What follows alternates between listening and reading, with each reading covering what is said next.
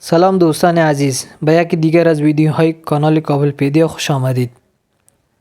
در این ویدیو این را خواهد یاد گرفتیم که چگونه ما می توانیم ویندوز 10 را به طور رایگان دانلود، اینستال و فعال سازی بکنیم. برای یاد گرفتن تا آخر ویدیو بیننده باشید.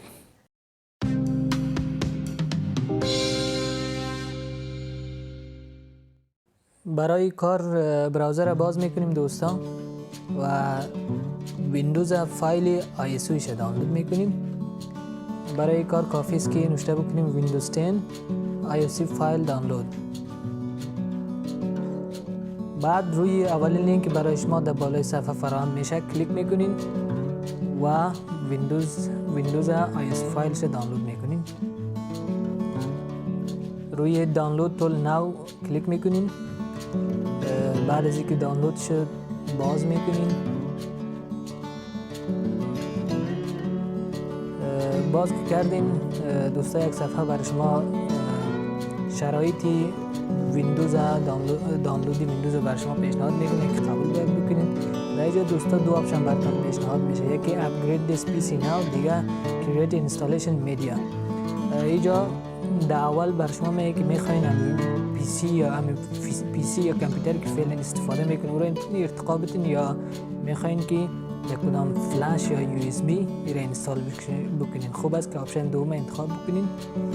بعد از دوستا زبان است انگلیسی، نام ویندوز است ویندوز 10. بعد از آرکیتکچر است. در آرکیتکچر دوستا اگر بهتر است که به اساس مدل کامپیوترتان یا نوعیت کامپیوترتان انتخاب بکنین که از من 64 بیت است رو انتخاب میکنین. اینجا در قسمت دوم ISO فایل انتخاب میکنین. در ISO فایل در فلش در یو اس بی اگر اینستال کرده باشین بعضی وقتا میشه که خراب شوه. خوب است که ISO فایل انتخاب بکنین. بعد از اون نکست،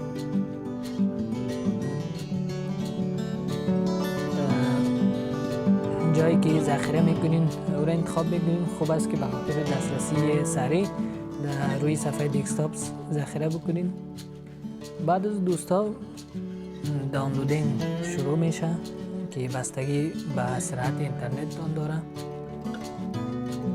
که چقدر سرعت اینترنت تان خوب است. بعد از دو آپشن براتون میه، یکی اوپن دیویدی بانر است. آیا میخواین که امی ISO فایل در کدام دیویدی رنش بکنین؟ البته ایره ما بعدا براتون میگم که در آخر چه قسم میشه. ولی اگر میخواین که از این استپ پیش برین صرف فینیش کلیک بکنین، روی فینیش کلیک بکنین. بعد از اون ست اپ براتون رن میشه. دوباره دوستا براوزر را باز میکنین و به خاطر ثبت کردن همون فایل در یو اس بی سرچ میکنین به نام رفس دانلود.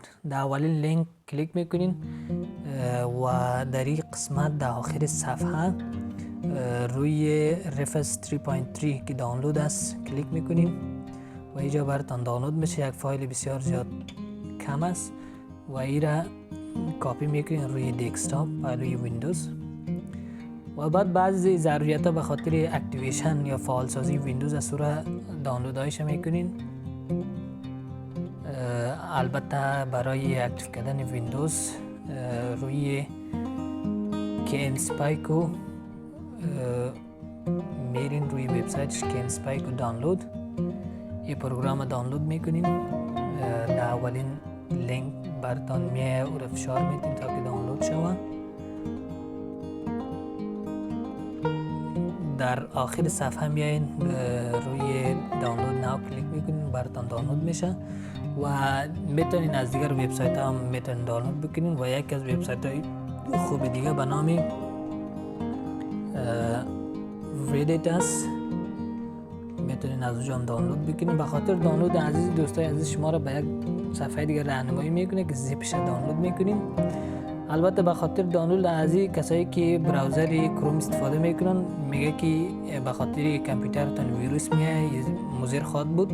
البته فرق نمیکنه، یک راه حل دیگه داره، کاملا کامپیوترتان ویروس نمیگیره و امنیت کامپیوترتان از بین نخواهد رفت. برای این کار روی براوزر طرف چپ روی 3 نقطه کلیک میکنین.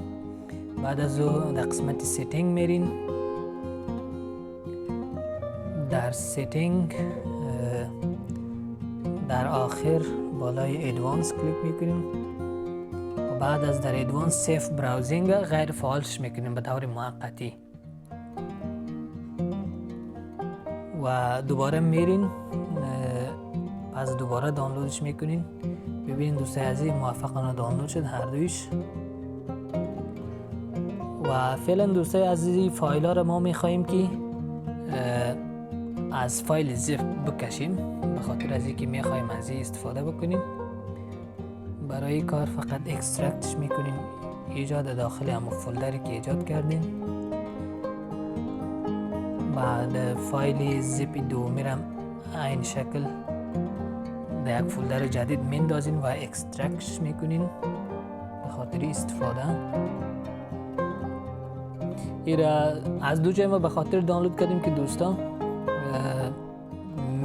میتونین یعنی از هر وبسایت این را دانلود بکنین و استفاده بکنین. فعلا دوستای عزیز میخوایم روی یک فلش رن بکنیم. از طریق فلش ما میخوایم ویندوز بکنیم. فلش خدا وارد میکنین. بعد از او اپلیکیشنی رفس باز میکنین و میخواین اپدیت بکنین یا نه. ما میگیم نه و صفحه رفس باز شد. ما میخوایم در ویندوز در فلش همو ویندوز رن بکنیم یا برنش بکنیم. در قسمت دیوایس همو نام فلش تان انتخاب میکنیم. بعد از این بود سلکشن هست آیسور ایمیج ما میگیریم. بعد از در قسمت سلکت همو فایل آیسی و ویندوز انتخاب میکنیم. ولیوم لیبل همو نام فلش یا نام همو ویندوزی که میخواین در فلش بندازین همو را نام میتین همو فلش که خوب است همیشه نام ویندوز داده شده. و بعد از او استارت کلیک میکنین بالایش تا که براتون رن شود. اینجا یک وارنینگ میده که هر موادی که شما هست داشتین و از بین رفت و خوب است که قبل از اینکه رن بکنین در رفس و موادهای ضروری که داخل فلش هست باید بگیرین. ختم شد کلوز میکنیم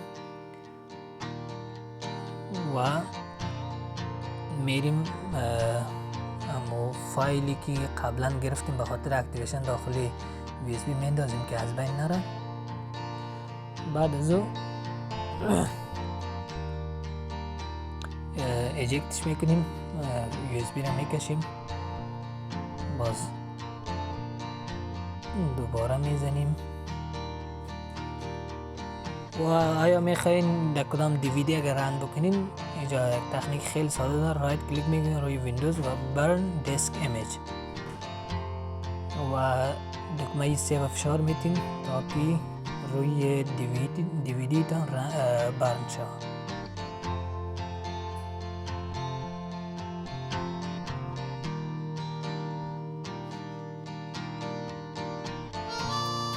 برن شد دوستای عزیز داخل DVD تان و وقتی که برن شد دوستان ببینین اما آیکنش تغییر میکنه. بعد از کامپیوتر خود ریستارت میکنین یا شت داون میکنین، فرق نمیکنه.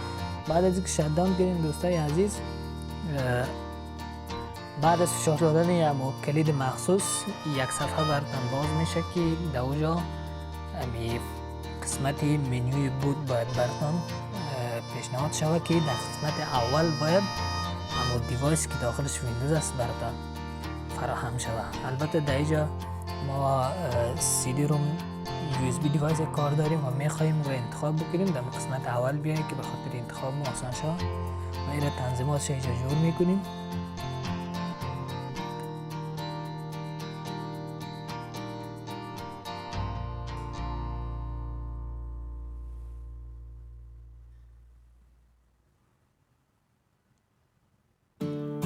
لگسی UEFI انتخاب میکنیم و بعد از دوستان مرحله اینستالیشن ویندوز شروع میشه. اینجا بعضی تنظیمات های ابتدایی هست مثل زبان است و دیگر مشخصات است. روی اینستال ناو کلیک میکنیم و دوستای عزیز اینستالیشن سیت اپ تون شروع میشه. و اینجا از شما یک لیسانس میخواد، یک پروداکت کی میخواد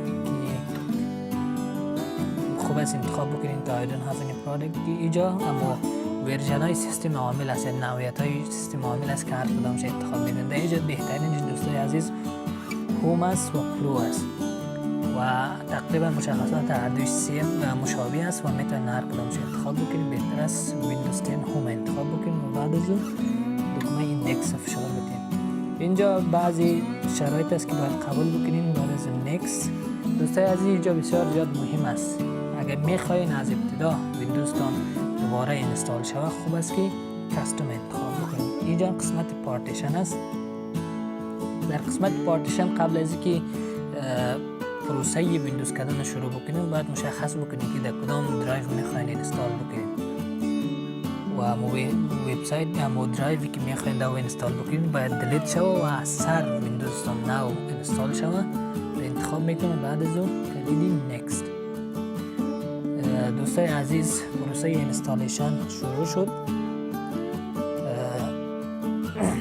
چند دقیقه وقت میگیره تا که البته چند دقیقه نه یک دقایق جداگانه رو میگیره و بعد از یک کلید از کیبورد فشار بدید به خاطر ادامه اینستالیشن. دوستای عزیز چند دفعه اتومات ریستارت میشه کامپیوترتان، قابل تشویش نیست، به حالت خودش بانه.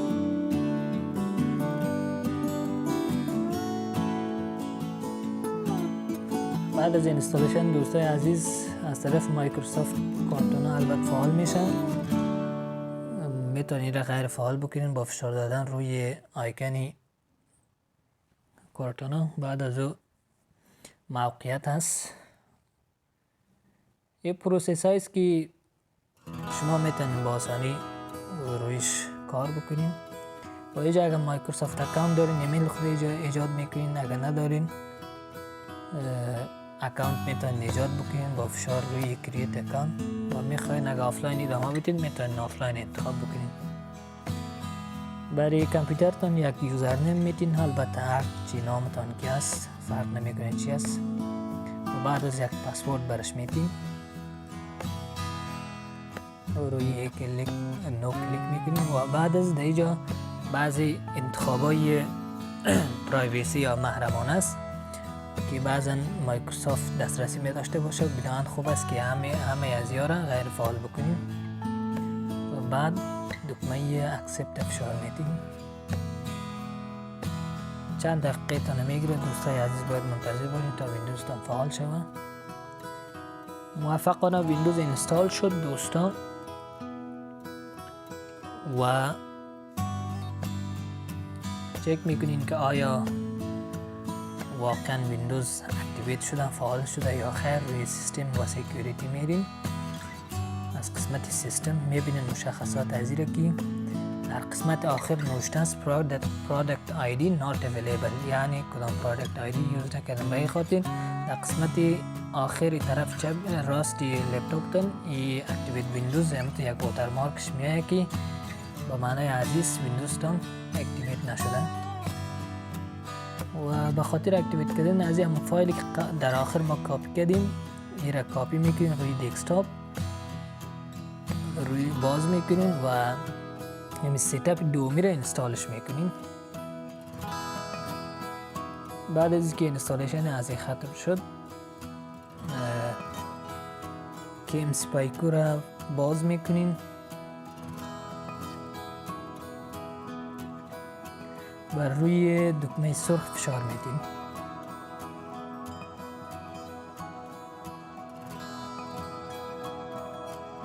و ویندوز حالی چک میکنین که آیا اما پرودکت کی سرش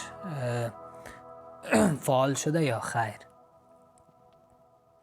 روی سیستم میرین چک میکنین و قسمی که میبینین دوستان در آخر پرودکت آیدی برش نوشته شد یا رسانده شد، به این معنی است که ویندوز شما فعال و یا اکتیویت شد.